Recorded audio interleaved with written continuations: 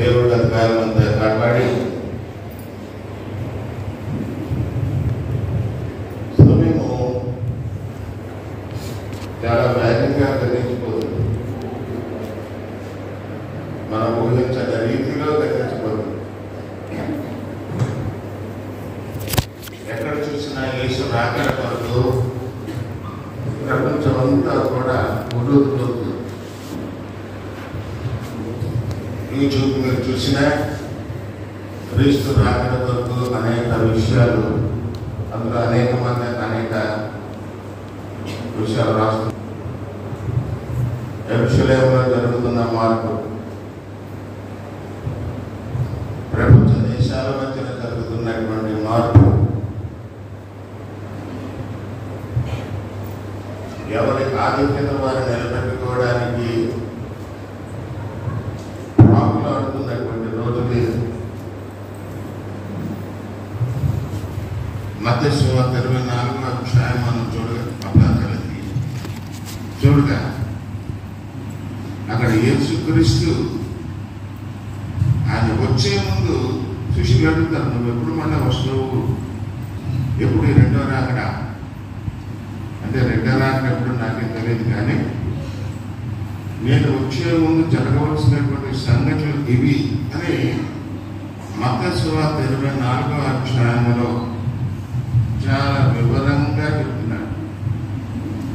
ప్రతి క్రైస్తవుడు ఈ మత్తయి సువార్త 24వ అధ్యాయాన్ని కంఠస్థ చేయాలి. ఎందుకంటే జరుగుతున్న సంఘటనలకి దానికి మనం పోల్చుకొని చూస్తే దేవుని రాకడ వచ్చేసింది అన్నటువంటి భావము మనలో కలుగుతూ ఉంటాం.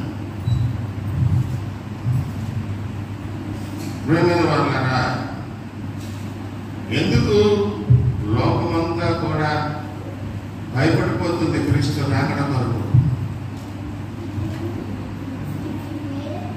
భయపడి ఏంటి? భయం లేదు నాకు అన్నవాళ్ళు ఒక్కసారి మీ చేతులెత్తి చూపించండి.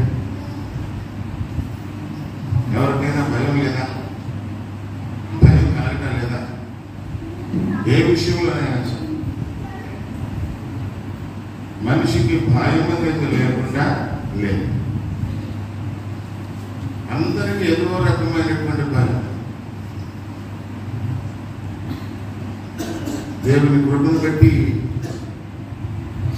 మన ఆలయంలో మనిషి ఎదుర్కొనేటటువంటి సమస్యలు గురించి బైబిల్ ఏం చెప్తుంది అనే విషయాన్నే నేను ఎక్కువగా మీ మధ్యకు నేను తీసుకొని వస్తున్నాను.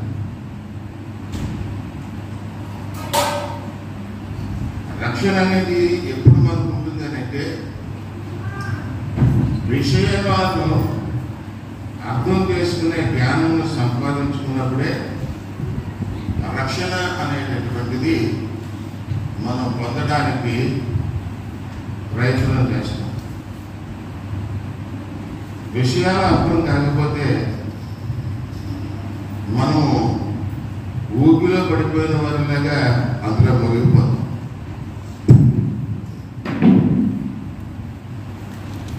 మనిషి ఆలోచనలన్నీ కూడా సమస్యలతో ఉన్నవే కానీ సమస్య లేనటువంటి వారు లేరు.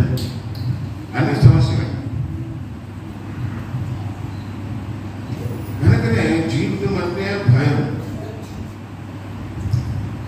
టీవీ న్యూస్ ఆఫ్ చేస్తే ఇదిగో ఎంతమంది చనిపోయారు, అంతమంది చనిపోయారు, వీడు అని చెప్పేశాడు, వాడు ఏమి చెప్పేశాడు, ఇదిగో ఆ అమ్మాయిని రేప్ చేసేసి అమ్మాయిని చెప్పేశారు.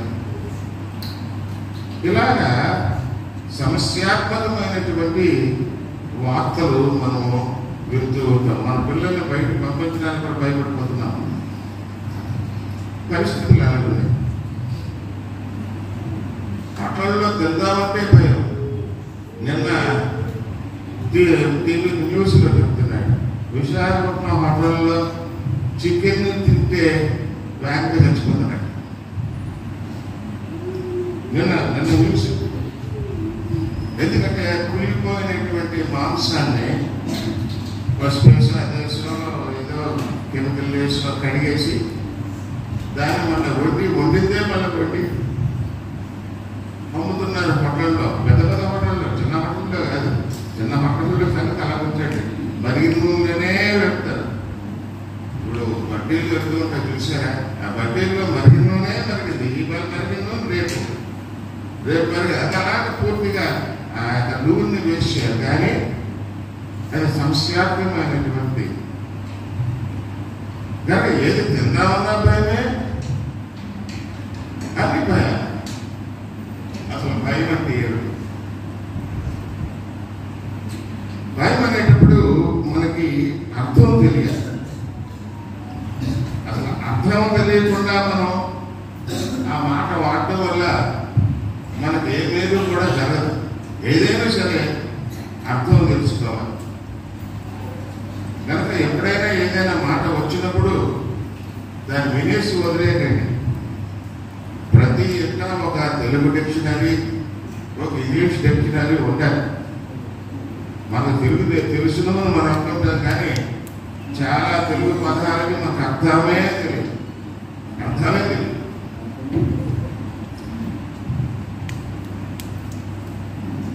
కనుక ప్రేమైనటువంటి వాళ్ళగా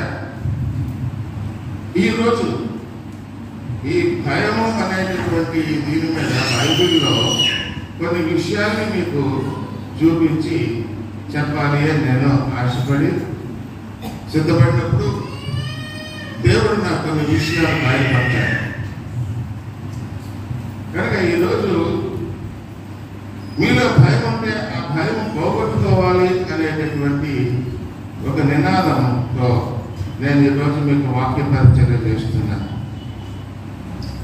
భయం అంటే ఏమిటి అనేది ఒక్కసారి మనం అర్థం చూద్దాం.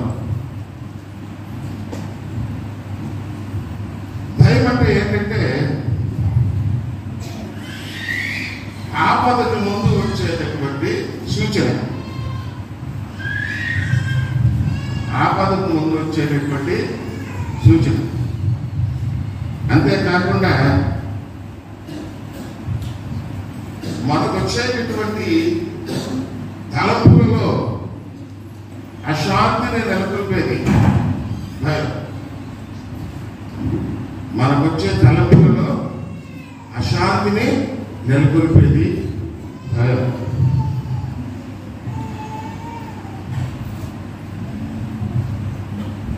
భయము చాలా ప్రమాదకరమైనటువంటిది, బాధకరమైనటువంటిది, ఆపదను తీసుకొచ్చేటటువంటిది. ఏం చెప్పానండి? భయము డేంజరస్, చాలా భయంకరమైనటువంటిది, బాధకరమైనటువంటిది, మళ్ళీ గాయపరిచేది కూడా, హార్మ్ఫుల్. ఇంకా చూస్తే భయం ఏం చేస్తుందంటే మనం అనేక విషయాల్ని తిరస్కరించేదిగా చేస్తుంది. అనేక విషయాల్లో క్షమాపణ అనేటటువంటి దాన్ని కోరి వచ్చేది భయం.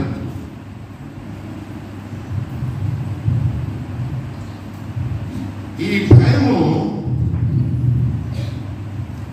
రోజు రోజుకి అధికమయ్యేటటువంటి గుణం అది. అది చాలా అన్ప్లెజెంట్ ఫీలింగ్, అనగా అశాంతిని కలుగజేసేటటువంటి ఒక భావన. అది మనలో ఆపదను తీసుకొచ్చి ఆ ఆపదలో మనల్ని కృంగదీసేదిగా ఉండాలి. అది శరీరమైనటువంటిది, అది మన మనసులో పుట్టుకుని వచ్చేటటువంటిది. భయం ఏంటండి? ఆత్మీయతలో వచ్చేది కాదు, అది ఆత్మీయంగా వచ్చేది కాదు. భయం అనేది శారీరకమైనటువంటిది. అది నీ మెదడులో నుంచి వస్తుంది, నీ మనసులో నుంచి వస్తుంది.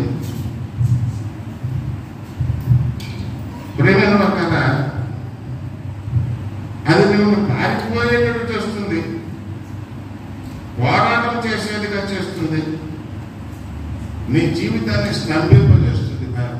ఏం చేస్తుంది భయం? 3 చెప్పాను. ఏం చేస్తుంది? పారిపోయేదిగా చేస్తుంది, పోరాటం చేసేదిగా చేస్తుంది, 3వది స్తంభింపజేస్తుంది.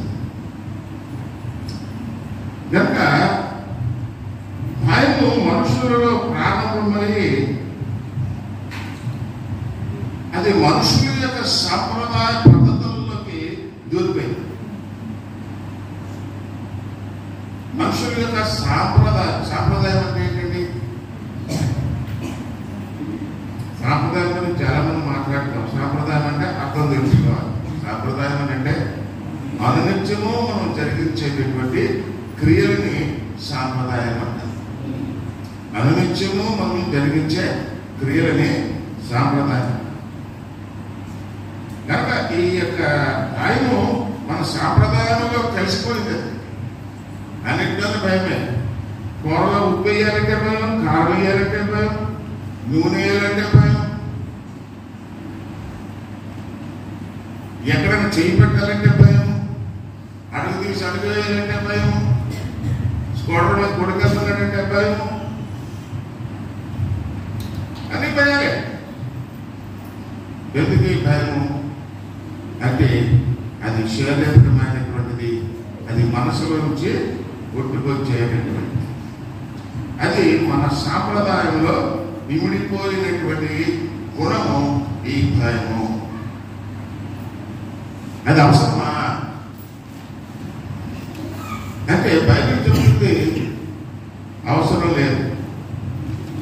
మనం పాడుతున్నాం కదా, భయపడను నేను భయపడను, భయపడను నేను భయపడను, యేసు నాతో ఉన్నందున భయపడను నేను భయపడను, యేసు నాతో ఉన్నందున భయపడను నేను భయపడను, వ్యాధి బాధలు తొలగినను, వైద్యులే నన్ను విడిచినను, వ్యాధి బాధలు తొలగినను, వైద్యులే నన్ను విడిచినను, యేసు నాతో ఉన్నందున భయపడను నేను భయపడను. క్రైస్తవుడు భయపడాల్సిన అవసరము ఎందుకు భయపడడానికి అవసరం లేదంటే, నీతిమంతుడైనటువంటి దేవుని నీతిని అనుసరించి నడుచుకునేవాడే క్రైస్తవుడు.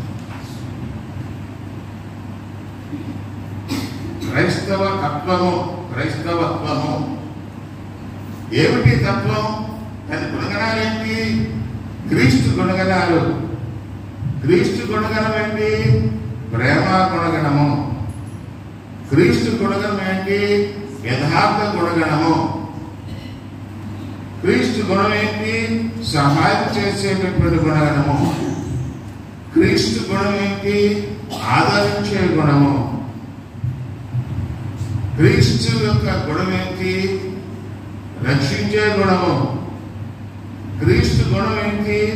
నిన్ను స్వర్గంలోకి తీసుకుపోయే గుణము. ఈ గుణాన్ని మనము సొంతం చేసుకుని ఇప్పుడు మనం క్రైస్తవులమే అని పిలువబడుతున్నాం. ఇదే క్రైస్తవ మతం. మతం అంటే ఏంటి? మతం మతం మతం అని మాట్లాడతారు అందరూ. అసలు మతం అంటే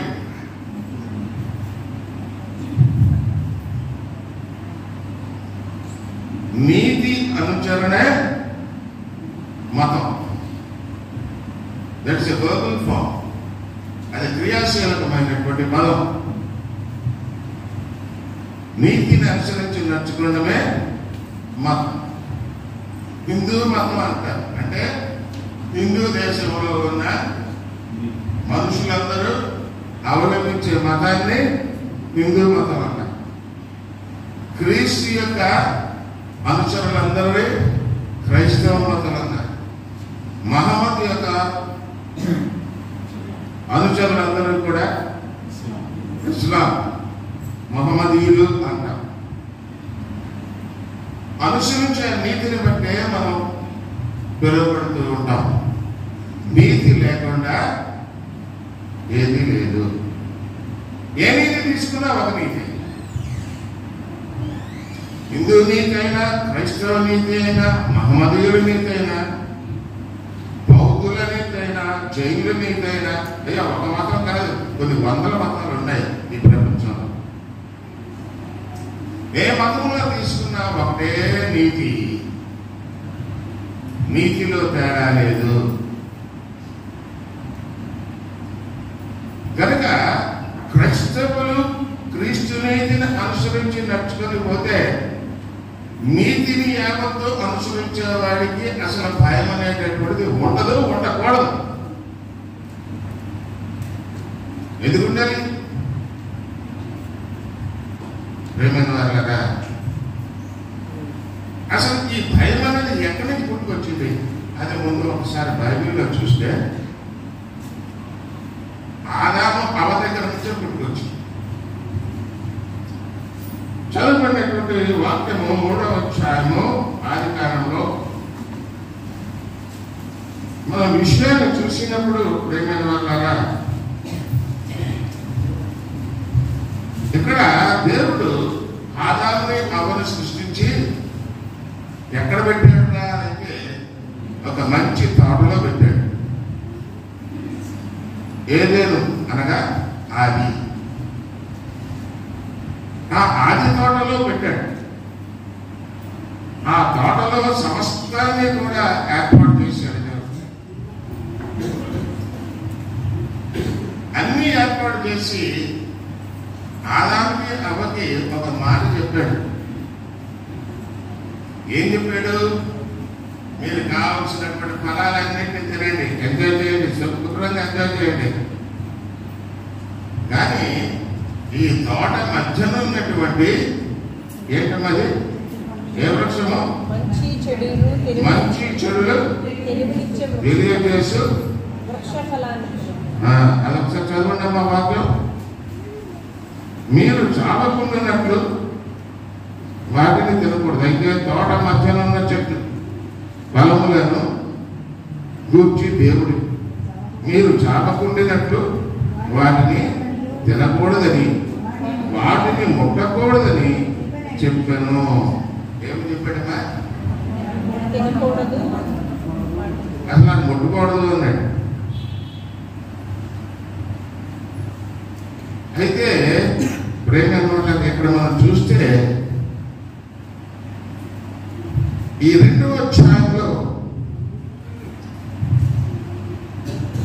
మంచి చెడుల తెలివినిచ్చు వృక్ష ఫలములను, ఆ తోట మధ్య ఏదండి? మంచి చెడులను తెలివినిచ్చు వృక్ష ఫలములను తినవద్దు. నీవు వాటిని దినమున నిశ్చయముగా చచ్చదమని నరునికి ఆజ్ఞాపం. ఏం ఆజ్ఞాపించాడండి? అందులో ముడితే జరుగుతూ వస్తామని. అయితే అవ రోజు పళ్ళు కోసుకొని తీసుకెళ్లి తింటున్నప్పుడు ఆ చెట్టును చూస్తూనే ఉంది. పండు చూడడానికి చాలా మంచి అందమైన చెట్టు, అది తెలివినిచ్చేటటువంటి చెట్టు, మంచి చెడులను తెలియజేసేటటువంటి చెట్టు. తినొద్దన్నాడు దేవుడు. అంత సుందరంగా ఉన్న పండు తింటే చాలా రుచికరంగా ఉంటుంది అన్న భావన అబ్బ మనసులో ఉంది. రోజు చూస్తాను. కానీ సాతాను గమనిస్తున్నాడు. అవని సాతాను ఏం చేస్తున్నాడండి? అవ్వని గమనించే సాతాను నిన్ను కూడా గమనిస్తున్నాడు. మనలో ఉన్న ప్రతి ఒక్కరిని గమనిస్తున్నాడు. ఎవరిని ఏ విధంగా మోసపుచ్చుదామా అని చూసేటటువంటి వాడు, ఎవరిని మృంగుదమా అని చూసేటటువంటి వాడు ఈ సాతాను. సాతానుడు అంటే చెడు. కనుక ఈ సాతాను అడుగుతున్నాడు ఎవరిని? అవని భావాకారంలో వచ్చాడు. భావం మాట్లాడుతుంది. భావం మాట్లాడుతున్నప్పుడు అమ్మ భయపడలేదు. ఎందుకంటే సృష్టిలో అంతా చూస్తుంది, అంతా ఆశీర్వాదకరమే. భావం మాట్లాడటం పెద్ద వెళ్తేం కాదని. ఏమని మాట్లాడుతుంది? ఈ తోట చెట్లు ఫలములు నేను తినవచ్చును. ఇది అడుగుతుంది, ఈ తోట చెట్లలో దేని ఫలములైనా మీరు తినకూడదని దేవుడు చెప్పాడా అని అడిగినప్పుడు అక్కడ ఆమె ఏం చెప్తుందో చూడండి సమాధానం. ఆ 3వ వచనంలో చదవండి అందరూ.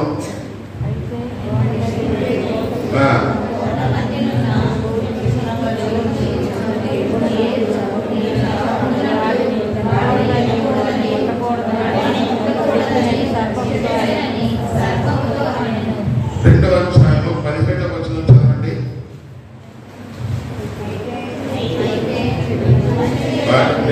నేను బయట చెప్తాను. నేను ఎందుకు చదువుమన్నా అందులో ఒక విషయం ఉంటుంది. నాకు జాగ్రత్తగా చదవాలంటే చదవడంటే చదివేసి వదిలేయడం కాదు. తేడా ఏమిటి అనేది చూడండి. అక్కడ 2వ అధ్యాయము 17వ వచనం. 1, 2, 3 స్టార్ట్. అయితే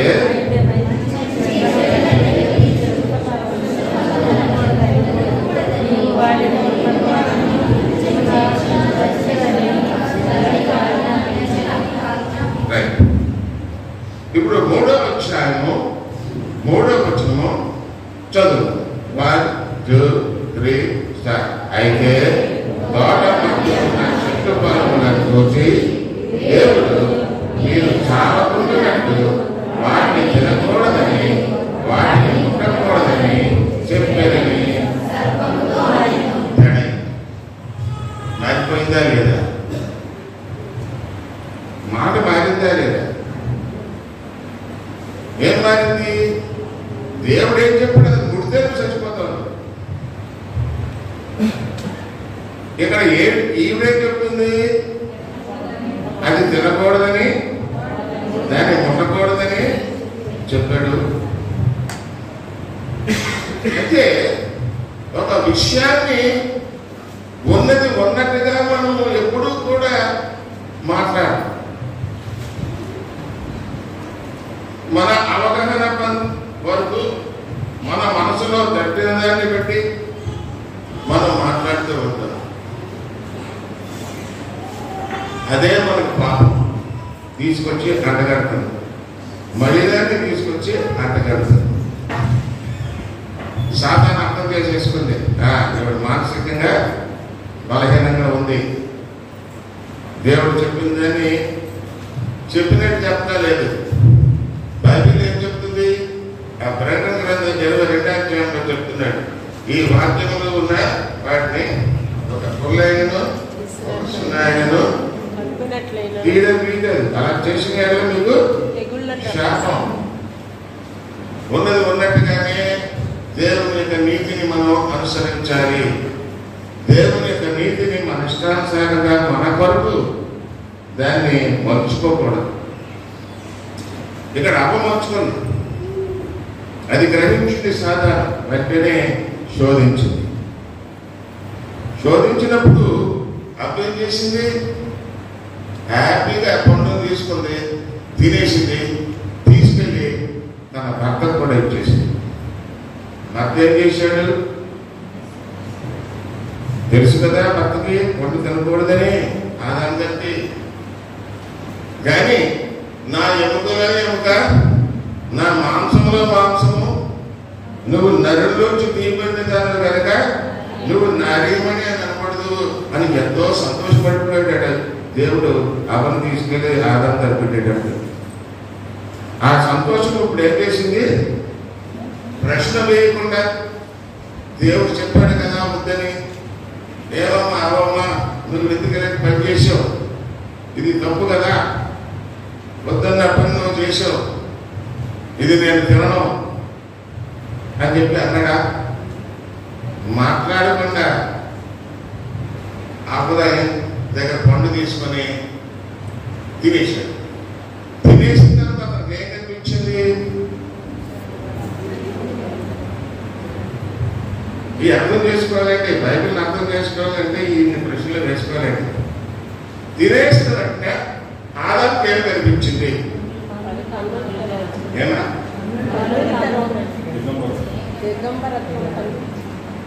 దిగంబరత్వం కనిపించింది. అమ్మ దిగంబరంగా ఉండడం చూస్తున్నాడు, తన దిగంబరంగా ఉండడం చూస్తున్నాడు. అంటే సెక్షువల్ పర్వర్షన్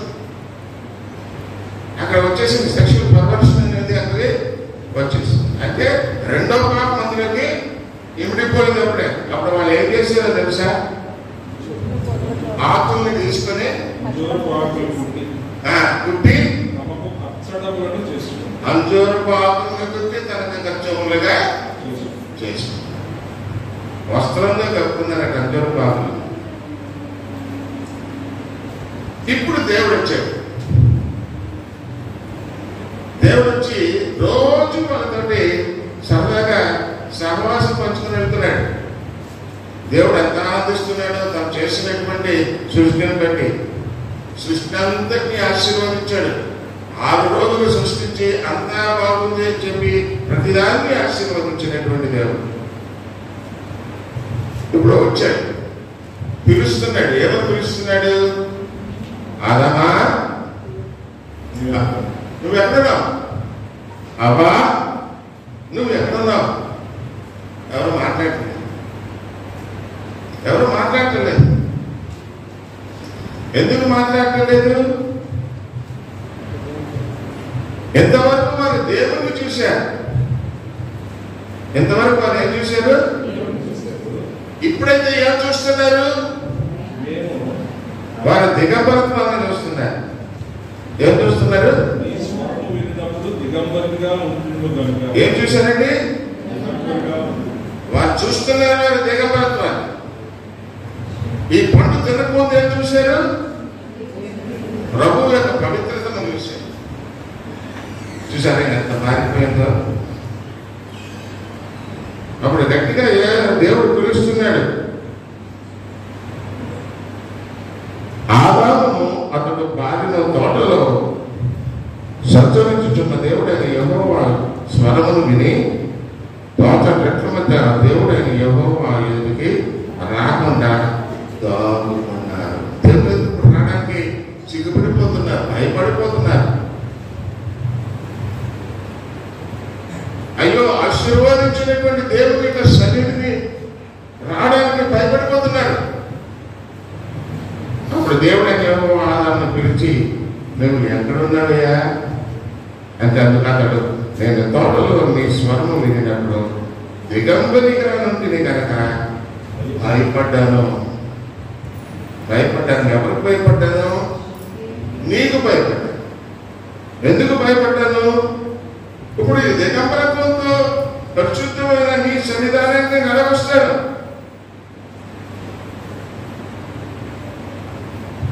అంటే అక్కడ మనం అర్థం చేసుకోవాల్సింది ఏంటంటే, ఎప్పుడైతే అవను దిగంబరంగా చూశాడో అపవిత్రతలో పడిపోయాడో ఆదాము. అందుకే దావీదు అంటాడు, నేను పుట్టుకతోనే పాపంలో పుట్టానంటాడు. అంటే ఆదాము అవ్వ దిగంబరత్వంలో వారు చూసినప్పుడు పాపంలో పడిపోయారు కనుక పరిశుద్ధమైనటువంటి దేవుని సన్నిధానానికి రావడానికి ఈ పాపం అడ్డు వస్తుంది. మేము దిగంబరులుగా ఉన్నాం, మేము భయపడుతున్నాం నీ దగ్గర రావడానికి. అందుకు ఆయన, నీవు దిగంబరమని నీకు తెలిపినవాడు ఎవడయ్యా? నీవు తినకూడదని నేను నీకు ఆజ్ఞాపించిన వృక్షఫలము తింటివా అని అడిగాను. అందుకు ఆదాము, నాతో నుండిటకు నీవు నాకు ఇచ్చిన ఈ స్త్రీ ఆ వృక్ష ఫలములు కొన్ని నాకు ఇయ్యగా నేను తింటిని అన్నాను. ఇక్కడ పాపం ఏ విధంగా విస్తరించిందో చూసారా? భయము వల్ల దిగంబరత్వాన్ని చూపించింది. ఈ పాపము భయము పుట్టించింది, కోరికను పుట్టించింది, అపవిత్రతను పుట్టించింది. పవిత్రమైన అనుదినము దేవుడి సన్నిధానంలో ఉండే వీరిద్దరూ ఇప్పుడు సన్నిధానాన్ని పోగొట్టుకున్నారు. ఆయన సన్నిధానానికి రావడానికి భయపడిపోతున్నారు. కొన్ని భయపడుతున్న వారు, అయ్యా మేము తినొద్దన్నదాన్ని మేము తిన్నాము, క్షమించు అని అంటలేదు. తెలియక మేము ఈ పని చేశాం అని అంటలేదు. ఆదాం ఏం చేస్తున్నాడు? తన పాపాన్ని ఎవరి మీద గుర్తిస్తున్నాడు? తనకు ఇవ్వబడి. ఎందుకంటే దేవుడి కదా స్త్రీని చేసి తీసుకొచ్చాడు ఆయన దగ్గరికి. నువ్వే చేసావు స్త్రీని, నాకే ఇప్పుడు ఆవిడ తీసుకొచ్చింది, నేను తిన్నానయ్యా, నాదే పాపం నీదే పాపం, ఆవిడ ఎందుకు చేసావు? మనిషి భయం చూశాక ఎన్ని రకాలుగా మరుస్తుందో. తన యొక్క సన్నివేశాన్ని తిప్పి తిప్పి తిప్పి తిప్పి ఆఖరి దేవుడి మీదే కొడుతుంది. నా కర్మ, నా దేవుడు నాకు ఏం చేసి పెట్టాడు? నేను ప్రార్థనిస్తున్నాను, ప్రార్థన చేస్తున్నాను, బైబిల్ చదువుతున్నాను, పాటలు పాడుతున్నాను. ఏం చేశాడు మా దేవుడు నాకు? ఈ రోగాలను నాకు అంటగట్టాడు, ఈ బాధలను నాకు అంటగట్టాడు. ఇలాంటి మాటలు ప్రతి నోట వింటూనే ఉంటాం. దేవుని మీద తప్పుడు మాటలు మాట్లాడేటటువంటి స్థితికి వచ్చేస్తుంది భయము వల్ల. ఇక్కడ ఈ భయము ఆదామును అవ్వను దేవునికి దూరం చేసింది. అంతవరకు సమస్త సృష్టిని ఆశీర్వదించినటువంటి దేవుడు వారిని బట్టి సృష్టి అంతటినీ కూడా శపించాడు. మనిషికి మరణాన్ని తీసుకొచ్చి పెట్టాడు. ఆజ్ఞ అతిక్రమమే పాపము, పాపము అన్న వచ్చు జీతము మరణము. ఈ మరణము భయము వల్ల వస్తుంది. భయం నీలో ఉంటే నువ్వు చావుకు దగ్గరగా ఉన్నావు అన్నమాట. అది దేవుడు పెట్టినటువంటి శిక్ష. ఏ తప్పు చేయకుండా నువ్వు ఎందుకు భయపడుతున్నావు?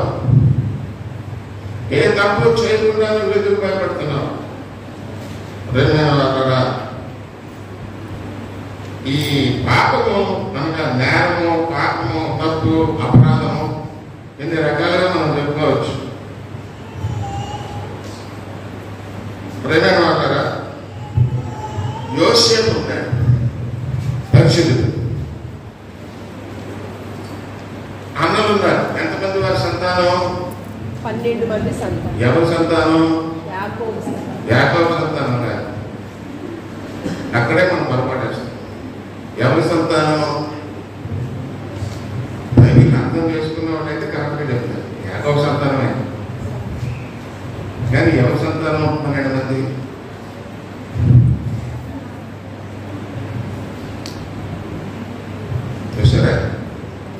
ఇశ్రాయేలు సంతానం. ఎవరి సంతానం? ఇశ్రాయేలుకి ఎవరి పేరు పెట్టాడు దేవుడు? ఇశ్రాయేలు అంటే ఎవరు? ప్రత్యేకింపబడినవాడు, పరిశుద్ధపరచబడినవాడు, అభిషేకింపబడినటువంటి. కానీ అభిషేకింపబడినటువంటి ఈ యాకోబు, ఇశ్రాయేలు అనబడుతున్న యాకోబు యొక్క సంతానము 12 మంది సంతానం. కనుక ఇశ్రాయేలు 12 మంది సంతానాన్ని కూడా దేవుడు ఆశీర్వదిస్తున్నాడు. ఎందుకు ఆశీర్వదిస్తున్నాడు?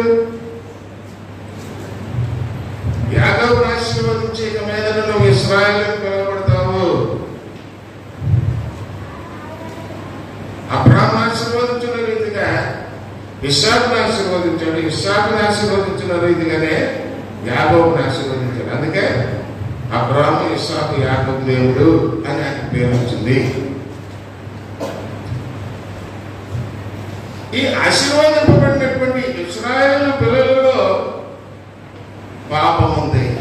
ఏమిటా పాపం?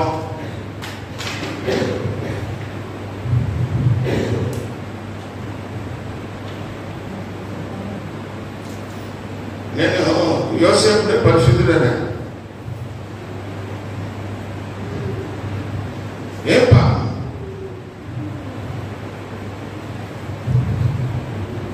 నేను అందుకే ఇవాళ ప్రత్యేక పాటలు సాక్ష్యాలు ఇవన్నీ కట్ చేశాను. ఎందుకంటే టైం తీసుకోవాలి, అర్థమయ్యేటట్టు చెప్పాలి. వాక్యం అంటే ఏదో నేను చాలా చక్కగా చెప్పేస్తున్నాను, 4 మాటలు చెప్పేసి తీసుకోవడం కాదు. ఏ పాపం ఉంది వాళ్ళు, మీరు ఏ విధంగా అర్థం చేసుకున్నారు? ఈర్ష్య ఏ పాపం ఉందండి? ఇంకే పాపం లేదు. వాళ్ళు ఐకమత్యం ఉంది, బాగానే ఉంది, అంత బాగానే ఉంది. ఎందుకు ఈర్ష్యపడుతున్నారు? ఎవరి మీద ఈర్ష్యపడుతున్నారు వాళ్ళు?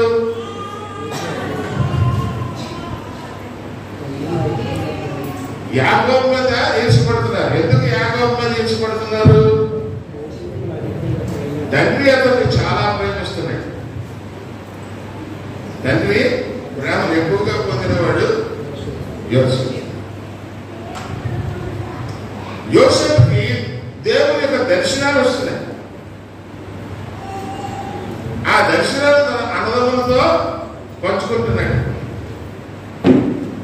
మీరు వచ్చిన ఎందుకు సాగిపడి నమస్కారం చేస్తారు అని చెప్పేటప్పటికి వాళ్ళు మళ్ళీపోయింది అందరూ. కనుక ఏం చేశారు? వారి ఎడారిలో మందరు మేపుతుండగా యోసేపు అక్కడికి వచ్చినప్పుడు అతన్ని ఐగుప్తీయులకు అమ్మేశారు, బానిసగా అమ్మేశారు.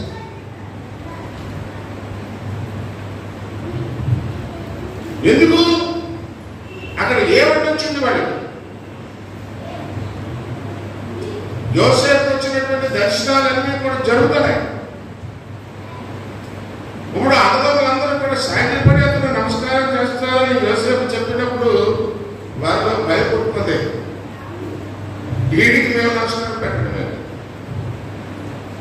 వీడు ఉన్నప్పుడే కదా ఇలాంటివన్నీ జరుగుతున్నాయి, అసలు లేకుండా పోతే గొడవ లేదు. కనుక భయం పట్టుకుంది. ఈ భయం ఏం చేసిందంటే యోసేపును చంపేద్దామని చూశారు, కానీ చంపితే బాగోదని అమ్మేశారు. ఇప్పుడు యోసేపు దేవుడు ఆశీర్వదించాడు. ఐగుప్తు రాజ్యంలో మీద అతన్ని అధిపతిగా చేసేసాడు. రాజు తర్వాత రాజు అతను వాడిని చేసేసాడు. కరువు వచ్చి పడింది. ఈ కరువులో ఐగుప్తు దేశం ఒకటే బాగుంది. అప్పుడు ఈ అన్నదమ్ములందరినీ పంపించాడు యోసేపు, కాదు యాకోబు, ఇశ్రాయేలు, వెళ్ళండి ఇశ్రాయేలు, ఈ ఐగుప్తు నుంచి ఆహారం పడుతుందండి. ఐగుప్తుకి వచ్చిన తర్వాత ఎవరు తాల్సిపడ్డారు? యోసేపు తాల్సిపడ్డారు. ఆయన చీఫ్, ఆయన సంతకం పెడితేనే ఏదైనా వస్తుంది. యోసేపు అన్నదమ్ములు చూశాడు, గమనించాడు, పోలిక కట్టాడు. అది నేనేం రా యోసేపుని, మీరు అమ్మేసిన యోసేపుని అన్నంటున్నారా పట్టుకుని వాళ్ళ పట్టు నేర్చాడు. వాళ్ళని సాగిపడ్డారు. యోసేపు సాగిపడి నమస్కారం చేశారు. అంటే దర్శనం అక్కడ నెరవేరింది. కానీ పాపం ఆవరించి ఉన్నది. పాపము వల్ల వచ్చినటువంటి ఈ యొక్క పాపము వారిని ఆవరించి ఉన్నది కనుక వారు భయభ్రాంతులు ఉంది. బతిమాలుకుంటారు, పాపం సంపత్తు, పాపం సంపత్తు. ప్రేమ ఆదికాండం 45:3 చూడండి.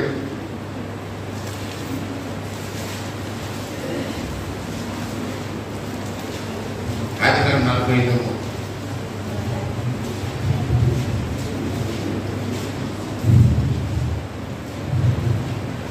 చూసారా? నేను యేసేపును నా తండ్రి ఇంకా బ్రతుకున్నాడా అని అడిగినప్పుడు అతని సహోదరులు అతని సముఖమందు తొందరపడి ఏమైపోయారండి? తొందరపడండి. తొందరపడడం దేని వల్ల వస్తుంది? భయం ఎక్కడ ఉంటే అక్కడ తొందర.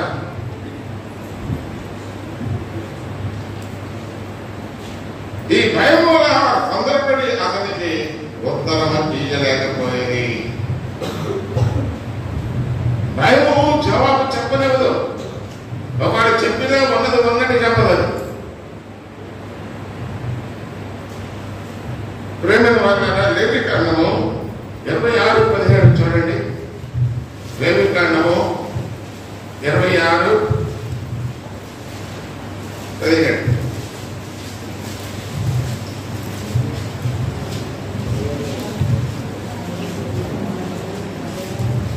తీసారా? చదవండి. 1, 2, 3 స్టార్ట్. నేను ఇలా చేసిన తర్వాత మీరు చదవలేదు, నేను చదువుతున్నాను. 17 నేను మీకు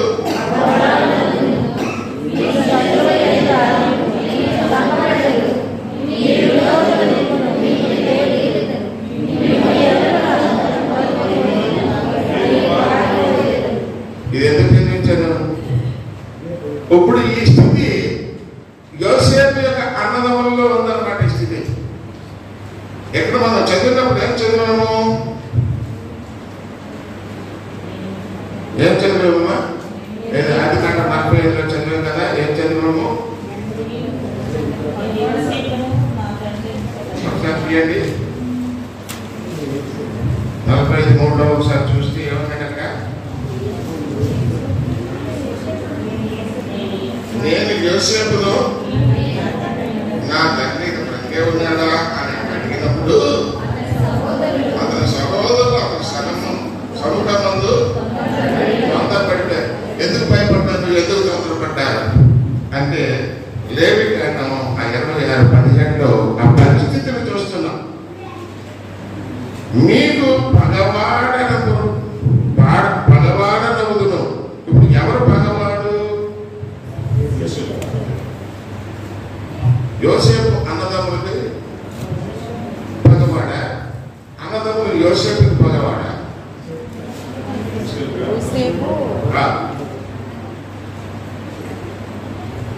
యోసేపు అన్నదమ్ములే పగవాడు. ఎందుకంటే పగవాళ్ళ కింద యోసేపుని అమ్మేశారు. పగబట్టి అమ్మేశారు. పగ ఎవరు పెట్టారు యోసేపు మీద? కనుక ఇప్పుడు ఆ పగను గుర్తొచ్చేసింది వీడికి. యోసేపు ముందు ఉండేటప్పటికి నా తండ్రి ఇంకా బతికే ఉన్నాడా అనేటప్పటికి వాళ్ళు కాంటని చచ్చిపోయి ఉంటాయి. అంత భయపడిపోయారు. ఇక్కడ అందుకే అంటున్నాడు, నేను మీకు పగవాడనవుతును. మేము మీకు పగవాడినైపోయారు బాబు, నువ్వు మమ్మల్ని చంపేస్తావేమో, మీ శత్రువుడు ఎదుట మీరు మమ్మల్ని చంపేస్తాడేమో, యోసేపు మమ్మల్ని చంపేస్తాడేమో. ఇంకా తర్వాత ఏమన్నాడు? మీ విరోధులు మిమ్మల్ని ఇదిగో మనం జైల్లో పెట్టి ఇంకా మన మీద ఏర్పాటు చేస్తాడేమో, మిమ్మల్ని చంపించదను. ఎలాగే కాదు, మనల్ని చంపేస్తాడేమో. చూసారా ఎంత భయం గుర్తుకొచ్చిందో? చావులు చూస్తున్నారు అన్నదమ్ములు. ఇక్కడ చేసినటువంటి తప్పుల వల్ల భయం పుట్టుకొస్తుంది. భయం పుట్టుకొస్తుంది. చాలా భయంకరమైనటువంటి స్థితిలో ఇప్పుడు సమాజం మారిపోతుంది. నిన్న టీవీలో ఒక ఉదాహరణ చెప్తున్నారు. ఒక ఆవిడ హైదరాబాద్ ప్రేమించి పెళ్లి చేసుకున్నారు. కానీ తీరా సంవత్సరాలు హైదరాబాద్ లో స్టార్ట్ చేసిన తర్వాత ఇంకోటి ఎవడో తగులుకున్నాడు.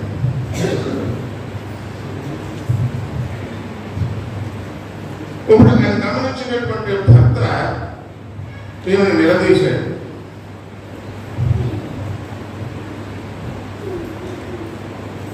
విడిపోయినారు. కానీ మనుషులందరూ పెద్దలందరూ వచ్చి మళ్ళీ వీళ్ళు కలిపారు. బాగానే ఉంది. కానీ కలిపినా భార్య ఆ తప్పు మారలేదు. కనుక ఒకరోజు ఏం చేశారంటే, ఈ యొక్క ప్రియుడు ఈ భార్య కలిపి ఒక ప్లాన్ వేశాడు. ఇది చంపైతే గొడవ అవ్వదు, ఇంకా మనకు అడ్డానికి ఏమైనా ఉండదని తిన్నంగా తీసుకెళ్ళి శుభ్రంగా మందు పట్టించేసి చంపేశారు. ఎందువల్ల చంపారు? ఎందువల్ల చంపారు? భర్తను భర్తగా దేవుడు జతపరిచినటువంటి వాడు. ఇప్పుడు ఆ దేవుడు జతపరిచినటువంటి భర్తను ఇప్పుడు చంపేసింది. అక్కడ పాపమును అంటుకట్టుకుంది. చంపిన భయం అనేది అక్కడ ఉంది. పోలీసులు ఇన్వెస్టిగేషన్ మొదలు పెట్టారు.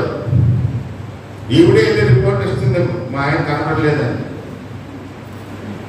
ఆఖరికి చూస్తే ప్రియుడు ఈమె కలిపి చంపేశారు. అతను ఉంటే వీరి యొక్క అక్రమ సంబంధము కొనసాగడం కష్టం, భయం. భర్త పోతే గొడవలేదు అనుకున్నారు, కానీ ఇప్పుడు భర్త పోయిన తర్వాత ఏమొచ్చింది? ఇప్పుడు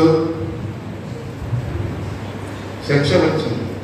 ఇప్పుడు వాళ్ళిద్దరికి శిక్ష వేశారు కోర్టుపాటు. ఏం వేశారు? 50 కారాగార శిక్ష. ఇప్పుడు వాళ్ళ సంబంధం ఏమైంది?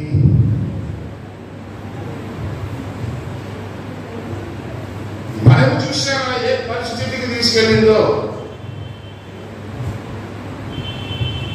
కప్పిపుచ్చుతుంది, అన్నింటినీ కూడా కప్పిపుచ్చడానికి చూస్తుంది. లేకపోయినటువంటి పరిస్థితులను తీసుకొచ్చి పెడుతుంది. ఇదే మీకు చెప్పాను కదా నేను ముందు, భయం అనేటటువంటి దేవుడు అంటే అది శారీరకమైనటువంటిది, అది మానసికమైనటువంటిది, అది ఆత్మీయతతో కూడినది కాదు, పరిశుద్ధతతో కూడినటువంటిది కాదు. ఒకవేళ నీలో ఏ భయం ఉన్నా సరే, ఎటువంటి భయం ఉన్నా సరే, నీలో ఏదో పాపం ఉందన్నమాట. నువ్వు చేయకూడదేదో నువ్వు చేసేవన్నమాట. అది ఏదైనా అవ్వచ్చు, ఎలాంటిదైనా అవ్వచ్చు. అది శిక్షతో కూడుకున్నటువంటిది. ఎందుకు భయపడుతున్నావు? నేను భయపడుతున్నాను అని అంటే నీ మానసికంగా నువ్వు పాపిపై ఉన్నావు అన్నమాట. నీలో పాపం ఉందనేటప్పుడు నీ జీవితం అంతా కూడా భయంకరమే భయంకరమే భయంకరమే. ప్రేమ వాళ్ళ ఇంకొక ఉదాహరణ మీకు చెప్పి నేను ఈ యొక్క వాక్యాన్ని ముగిస్తాను. ఇక్కడ బెల్షాజరు ఉన్నాడు, రాజు అనేటువంటి బెల్షాజరు. ఈ బెల్షాజరుకి ఒక దర్శనం వచ్చింది. అది గోడ మీద ఒక రాత రాయడం చూస్తున్నాడు. ఆ రాత ఏంటో అన్నది తెలియదు.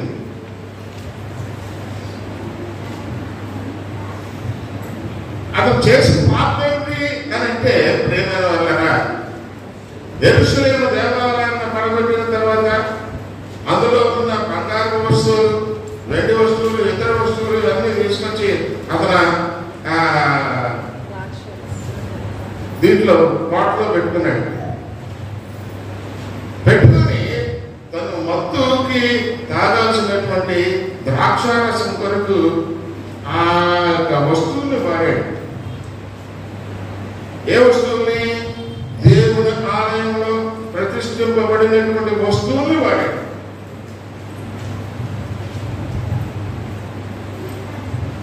అదే దేవుడి కొరకు ప్రత్యేకింపబడిన వస్తువుల్ని ఒక అపవిత్రమైనటువంటి కార్యానికి వాడాడు. కనుక దేవుడి దర్శనంలో రాస్తున్నాడు, మెనేమెనెట్టెక ఉపాసి.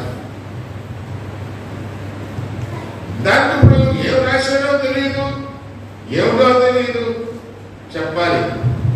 దానియేలు ప్రార్థన చేసి దేవుడు బయటపరిచిన తర్వాత అతనికి చెప్పాడు, నువ్వు అడవిలో అడవి మృగం వలె ఉంటావు, నేను దేవుడు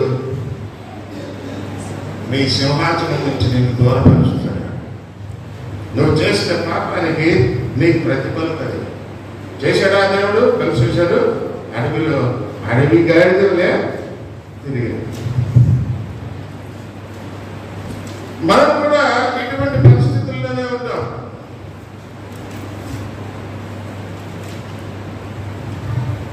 దేవుడి గృహంలో ప్రతిష్ఠింపబడిన ఏదైనా నీ ఇంట్లో ఉంది అని అంటే నీ ఇంట్లో ఏదో ఒక చెడు జరుగుతుంది. జాగ్రత్త. అది పాటల పుస్తకమే అవ్వచ్చు, పెన్నే అవ్వచ్చు, ఏదైనా అవ్వచ్చు. దేవుడి గృహంలో ప్రతిష్ఠింపబడినది ఏదైనా సరే ఏదైనా. అందుకే ఈ కుర్చీ దేన్ని కూడా కిందకి తీసుకురానేమన్నా. ఎందుకు తీసుకురానేమంటే ఇది ఆరాధనలో ఒక ప్రతిష్ఠింపబడినటువంటి కుర్చీ. బెల్షస్సరు శపింపబడ్డాడు.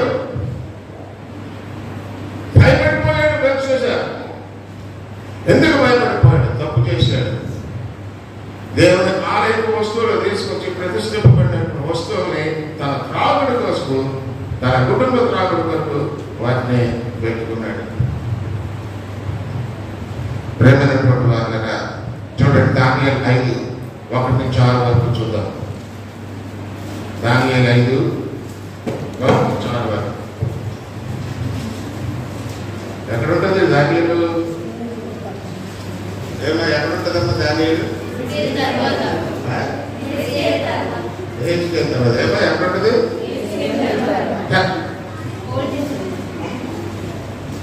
చూడండి చూడండి.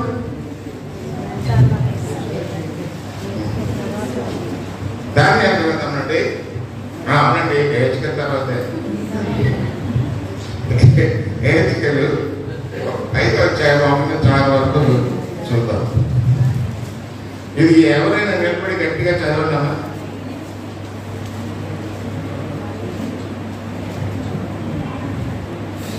లేచి చదవండి. మీకు మైక్ ఉంది కదా, చదవండి. ఏం చెప్పారు? ఏం చెప్పండి? దానియేలు ఎన్ని అధ్యాయము? ఇప్పుడు 10 తీసుకున్నారా? 1-6 వరకు. రైట్, ఎవరు చదువుతారు?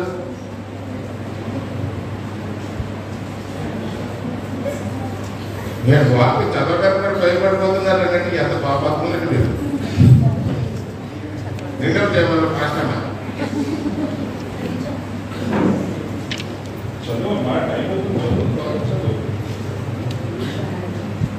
రాజుకు బెల్షస్సరు తన యధిపతులలో 1000 మందికి గొప్ప విందు చేయించి ఆ 1000 మందితో కలుసుకొని ద్రాక్షరసం త్రాగుచుండెను.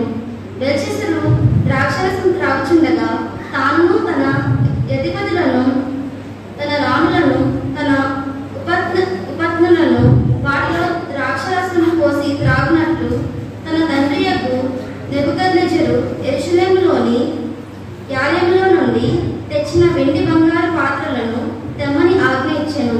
అందుకు వారు యెరూషలేములోని దేవుని నివాసముకు ఆలయంలో నుండి తీసుకున్న సువర్ణోపకరణములను తెచ్చి ఉంచగా రాజును, అతని యధిపతులను, అతని రాములను, అతని ఉపపత్నులను వాటిలో ద్రాక్షారసం పోసి త్రాగిరి. వారు బంగారు, వెండి, ఇత్తరు, ఇనుమును, కర్రరాయి అను వాటితో చేసిన దేవతలను స్తుతించుచు ద్రాక్షారసం త్రాగుచుండగా ఆ గడియలోనే మానవ హస్తపు వ్రేలు కనబడి దీపము దగ్గర రాజు యొక్క నగరు గోడ పూత మీద ఏదో ఒక వ్రాత వ్రాయిచున్నట్టుండెను. రాజు ఆ హస్తము వ్రాయట చూడగా అతని ముఖము వికారమాయెను. అతడు మనస్సునందు కలవపడగా రాజు ఏమిటండి? వికారముగా అయిపోయాడు. ఎందుకు వికారం అంటే? వికారం మొత్తం అంటే ఏంటండి?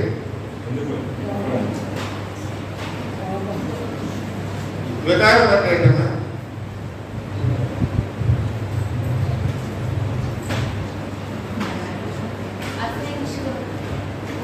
దుఃఖము ముఖస్థుడైపోయాడు అనమాట. వికారము అంటే ముఖంలో ఏ ఖరాలైనటువంటి స్థితిలో దుఃఖము కూడా అయిపోయి మనస్సు నందు కలవరపడ్డాడు. కలవరపడటం అంటే ఏంటి? భయపడిపోయాడు. భయం ఎక్కడ ఉందో కలవరం అక్కడ ఉండదు. భయపడ్డాడు. ముఖం అంతా కూడా ఆనందమైన ముఖం అయింది. ప్రేమ వల్ల మనం కూడా అలాగే అయిపోతాం. చేయకూడని పనులు చేసినప్పుడు మన జీవితమే అంధకారం అయిపోతుంది. చీకటిమయం అయిపోతుంది. న్యాయంతో కూడినటువంటిది అయిపోతుంది. శాపగ్రస్తం అయిపోతుంది. ఎందుకు భయపడుతున్నాం? ఎందుకు భయపడుతున్నాం? పాపము మనల్ని ఏడుతుంది కనుక మనం భయపడుతున్నాం. క్రైస్తవుడా, క్రీస్తుని పోలి నడుచుకున్నవాడు నీలో ఉండాల్సింది ఏంటి? మొదటనే చెప్పాను. మీలో ఉండవలసింది ఏంటి?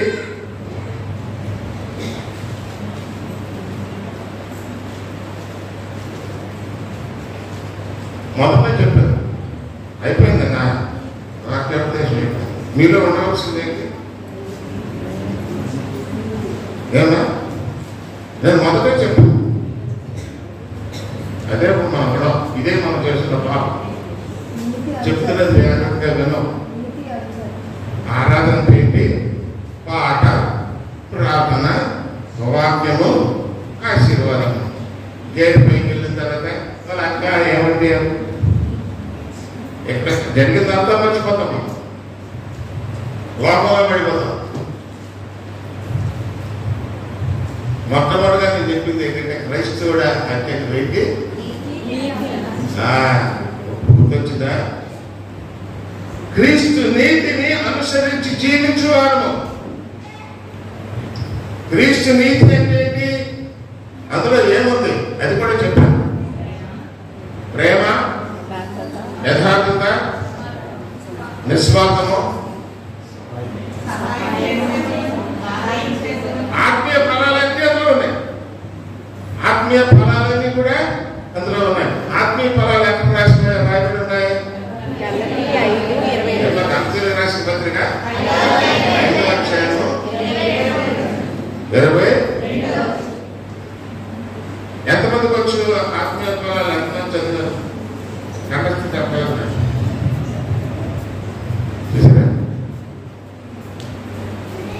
కొన్ని విషయాలు మనం కంఠస్థం చేసేయాలి. అప్పుడు అవి ఏం చేస్తాయంటే మనం తప్పు చేయకుండా మనం కాపాడుతుంది. ఎందుకు వాక్యం కంఠస్థం చేయాలంటే మనం శోధనలో పడకుండా అది కీడు నుంచి తప్పిస్తాం. భయపడకుండా ధైర్యం తీసుకొచ్చి పడుతుంది. క్రీస్తు నాలో ఉన్నందున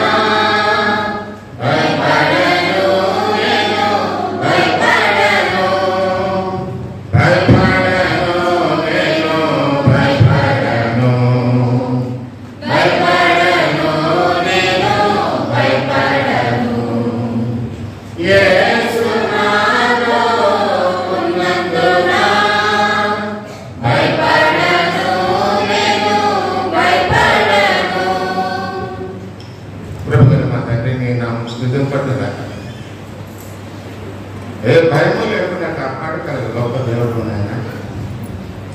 నీ నీతిలోనే నివసించినప్పుడు తండ్రి భయం అనేది నా దగ్గరికి రాదు నాయన. నీ నీతిలో మేమందరం కూడా నివసించేటటువంటి జ్ఞానం మాకు ప్రసాదించండి.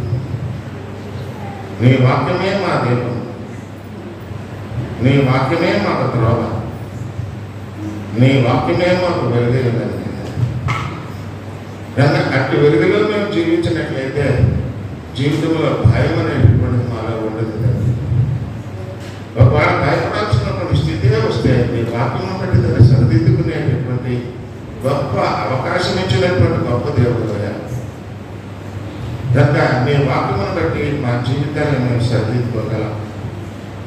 కనుక దివారాంతరము నీ వాక్యము ధ్యానించేవాడు, ఆనందించుచు ధ్యానించేవాడు, ఆశీర్వాదింపబడేవాడు అని నీ వాక్యం చెప్తూ ఉండగా మీ ప్రియబిడ్డలందరూ కూడా ఈనాడు నీవు మాకు బయలుపరిచినటువంటి నీ మాటను బట్టి భయపడకుండా మా జీవితాన్ని యథార్థతలో నడిపించుకుంటూ నీ కృపను బట్టి నీ శాంతిలో నీ సమాధానంలో మేము జీవించే భాగ్యము మాకు అనుగ్రహించమని యేసు నామములో వేడుకొంచున్నాను తండ్రి.